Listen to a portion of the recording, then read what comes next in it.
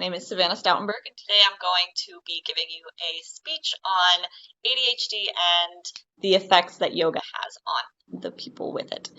So first, imagine your mind is kind of like a rambunctious toddler. Talks constantly, asks all the whys, the why nots, the what does this do's, on and on and on. And it also can't stay still and pay attention for longer than a few minutes, especially when the topic isn't particularly interesting. Frustrates you more than anything, and you're not really sure how to handle it.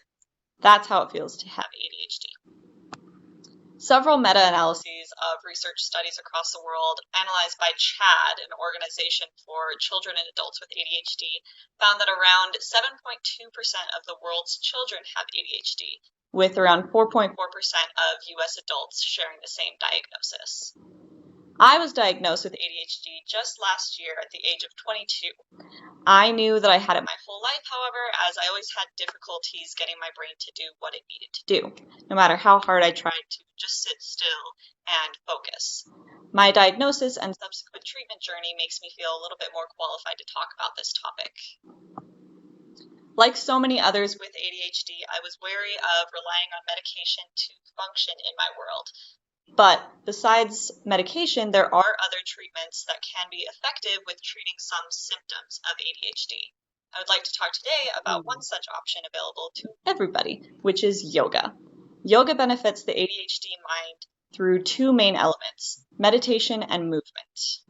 So the first is meditation. Some ADHD symptoms have been shown to be positively affected by the meditative element of yoga.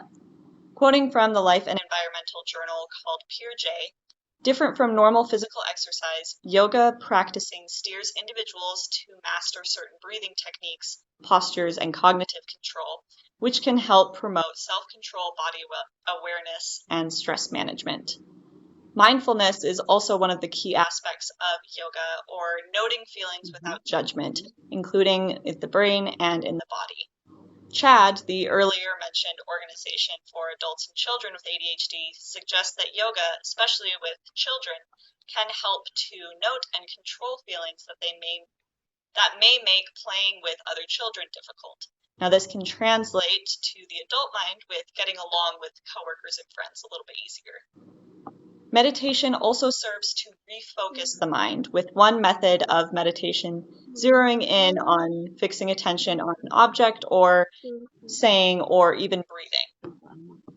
The refocus lasts past the yoga session and allows those with ADHD brains to avoid distractions and be productive afterwards. I've tried this out for myself, as I often do 10 to 20-minute yoga sessions before school, sometimes doing them before homework in the evening instead. And I've noticed a significant difference in my ability to get things done when I do my yoga practice versus when I forget to do so. Now, the second element of yoga that helps ADHD brains is movement. Some symptoms are shown to be positively affected by the movement of yoga itself. Now, ADHD brains have deficient levels of dopamine and norepinephrine, which both increase our brain's arousal transmitters to do any task.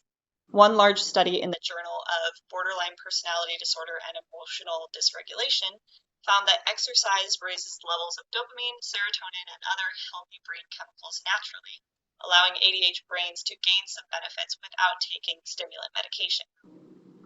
In that same study, immediate effects of exercise were shown most drastically, with a quick 20-minute jog becoming the difference between a child's increased cognitive functions and their base level. According to an article in the Atlantic Health, researchers have found that even low levels of physical activity improve brain function and cognition among children, which can likely go on to benefit adults as well. I know that myself and other friends and family with ADHD do notice a difference in our entire day and subsequent days after running a mile or doing a casual workout. And small differences do help, and medication isn't necessarily the thing making the difference in those cases. This physical activity allows the ADHD brains to get out some of that energy that they're holding in and allow the rest of the energy to be refocused into increased cognitive functions. Now, overall, yoga is an effective often an effective and inexpensive treatment option for many people with ADHD. Why is this important? Well, because medical treatment in the United States is some of the most expensive in the world, which is why finding inexpensive treatment options for our mental health is important. And even if you don't have ADHD, yoga and other meditation practices can be beneficial for improving overall wellness. Thank you.